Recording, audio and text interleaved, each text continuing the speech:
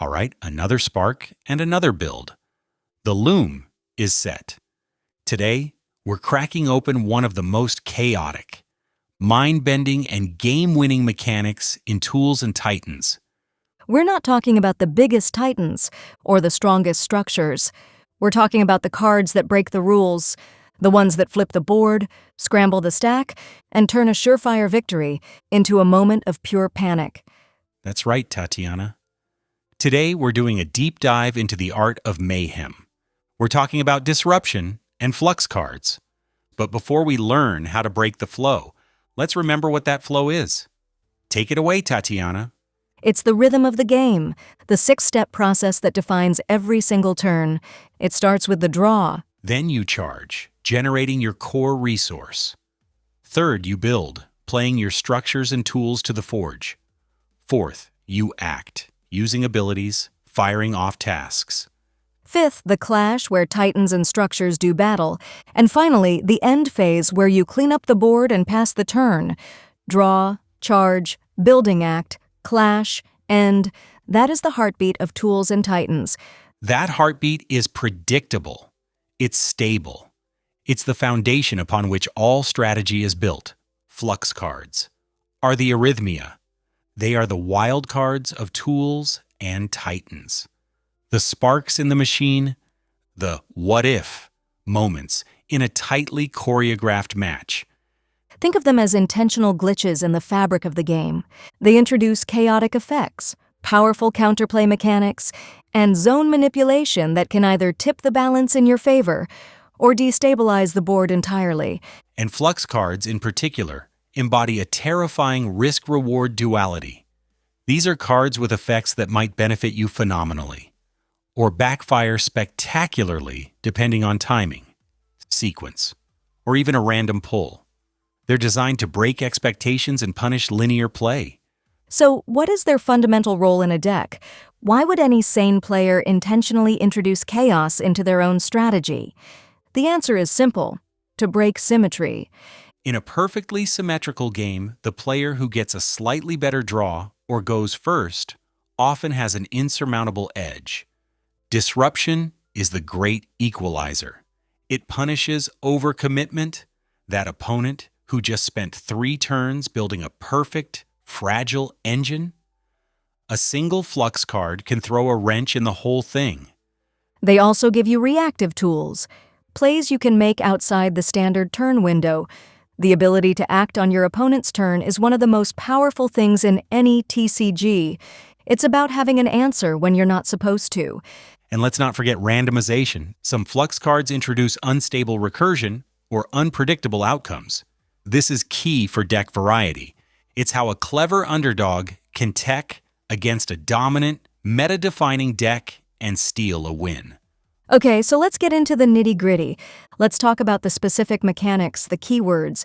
TCG players love keywords, and the flux tags are where the real flavor is. Let's start with the most straightforward one, clamp. Clamp sounds controlling, restrictive.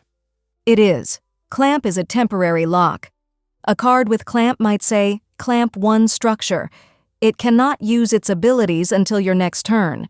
It doesn't destroy it. It just turns it off. It's perfect for neutralizing a major threat just long enough for you to find a permanent answer. So it's a tool for tempo. You're not solving the problem, you're buying time. What's a classic clamp card we might see? Think of something like Weave Channel Clamp, a fast speed card that targets the weave zone. For 1 turn, your opponent cannot activate weave effects. Against a deck that relies on that elemental energy, it's like cutting their power cord. It's elegant, simple, and absolutely infuriating to play against. Now for the opposite end of the spectrum, let's talk about Surge.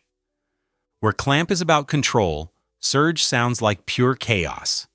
It is. Think of Surge as an unpredictable burst of energy. A card with Surge might have an effect that repeats itself or magnifies itself based on some condition. It's a gamble for a massive power spike. A classic example is the infamous Redline Snapback. Ah, the card for players who live on the edge. Instantly gain 3 charge. That's a huge burst of energy. But then the downside. At your end phase, discard 2 cards. You get a massive immediate advantage at a cost later. Exactly. It's the definition of win now, pay later. But Surge can be even more random. A card like Wild Spark Surge might read, reveal the top 3 cards of your deck. Gain 1 charge for each Spark-type card revealed. You could get 0 charge, you could get 3. You're rolling the dice for a huge resource advantage. Okay, now for my favorite, the one that causes the most arguments. Glitch. Glitch cards are the ultimate rule benders. They invert or scramble game text, values, or even entire zones. A glitch card might temporarily swap the power and health of all titans in play, or it might make it so that all draw a card effects instead force a player to discard a card. It's pure, beautiful, tactical chaos. What's a truly game-breaking glitch card? There's a legendary one called Zone Inverter Node. It's a slow-speed disruption, so you have to plan it. But its effect is staggering. For 1 turn, swap your forge zone with your opponents. Everything they built, all their tools, their whole engine, it's yours. And everything you built is theirs. It can win the game on the spot, or if used poorly, hand the game to your opponent. It forces players to know not just their own deck, but their opponent's deck inside and out. And the last one, the cousin of glitch, twist. Twist means a random effect selection from a set menu. The card will give you 3 or 4 options, and you have to roll a die, pull a token, or reveal the top card of your deck to determine which one happens.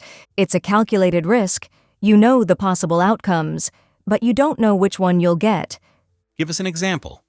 Makanara's Gambit, a famous twist card. It says, roll a 6-sided die. On a 1 or 2, you draw 2 cards. On a 3 or 4, you return a card from your junkyard to your hand. On a 5, your opponent discards a card at random. On a 6, you get to do all 3. Every outcome is good, but 1 is legendary. So you have Surge, Clamp, Glitch, and Twist. 4 flavors of mayhem. And these are layered on top of the different types of disruption: zone, resource, and flow. This is why mastering the turn sequence is so vital. A player who understands that 6-step process intimately is the player who knows the exact perfect moment to play a flux card to break it for their opponent. And this brings us to strategy. If these cards are so unpredictable, how do you build around them? Who really benefits from slotting these into a deck? Well, any deck can benefit from 1 or 2 well-chosen tech cards, but they are the bread and butter for control decks. Titans like Lockara, who wants to lock down the board, or Obscuron, who plays tricks with information, use these cards to dictate the pace of the game. And of course, the Rustborn. It feels like Flux is the native language of Titans like Shivvolt or the chaos-loving Grapholix. Their entire philosophy is about twisting and corrupting the natural order. Disruption cards are a mechanical reflection of their lore. From a design perspective, Flux and Disruption cards serve a critical function. They disincentivize linear dominance. If one deck becomes too powerful by doing the same thing every single game, a few well-designed disruption cards can be introduced in the next set to keep it in check. They are the immune system of the metagame. So when you're playing, you're using them to interrupt combos, deny those critical synergy chains, and flip the momentum. But it's not just about playing the cards, it's about the psychological warfare. The mere threat of a disruption card can change how your opponent plays. Explain that. The shadow effect. If you're playing against a deck known for running Junk Pulse Clamp, the card that locks the junkyard, you might be hesitant to commit your best recursion tools. You start playing suboptimally because you're afraid of the counter. A good disruption player uses this to their advantage. They can bluff, forcing their opponent to play conservatively even if the clamp isn't in their hand. It becomes a mind game. Which brings us to their weaknesses. You can't just stuff your deck full of these, right? Absolutely not. Their greatest strength, unpredictability, is also their greatest weakness. They are inconsistent. They can be dead draws. If you pull a handful of situational disruption cards in your opening hand, you have no way to build your own board. And they're risky. The stories of Flux cards backfiring are legendary. And that brings up a crucial skill: Countering disruption. How do you play on the other side of the table? How do you beat a chaos player? First, you have to identify what kind of disruption they're running. Is it resource denial, board control, combo breaking? Once you know what to expect, you can try to bait it out. Make a play that looks threatening but isn't your main plan. Force them to use their weave channel clamp on your secondary threat, clearing the way for your real win condition. So you play around it, you test the waters. What else? Redundancy. If your deck relies on a single powerful tool, a single clamp can ruin your day. But if you have 3 or 4 different tools that accomplish similar goals, you can afford to lose one. It's about making your own strategy more resilient to chaos. Don't put all your eggs in one basket. It sounds like the design insight here is that they want to create memorable moments. Stories that players will tell after the match is over. That's the core of it. Disruption and Flux Cards disobey symmetry. Their design lives in the space between perfect control and utter chaos. They create moments of disbelief, of surprise, of panic. They give players the tools to rewrite the board state without needing more brute force. It's about being smarter, faster, or just luckier. It's a way to ensure the game is never truly solved. No matter how dominant a strategy is, a single, well-timed glitch or a lucky surge can bring it all tumbling down. It keeps the game alive. It promotes game mastery. A new player sees a Flux card and sees only risk. An experienced player sees the entire turn structure laid out in their mind and knows the precise pressure point to apply that card to make the whole thing collapse. It's an art form, the art of breaking the flow. From zone inverters that swap your forge with your opponents to weave scramblers that cause system-wide collapse events, these cards are the true wild cards. They are the reason you can never be too comfortable in a game of tools and titans. The moment you think you have it all figured out is the moment a Flux card is about to teach you otherwise. In the end, disruption is more than a mechanic. It's a philosophy. It proves that victory doesn't always go to the strongest titan or the biggest structure. Sometimes it goes to the player who knows exactly when and how to press the big red button. In every match of Tools and Titans, your tradecraft unfolds in 6 simple moves: draw, charge, building, act, clash, end.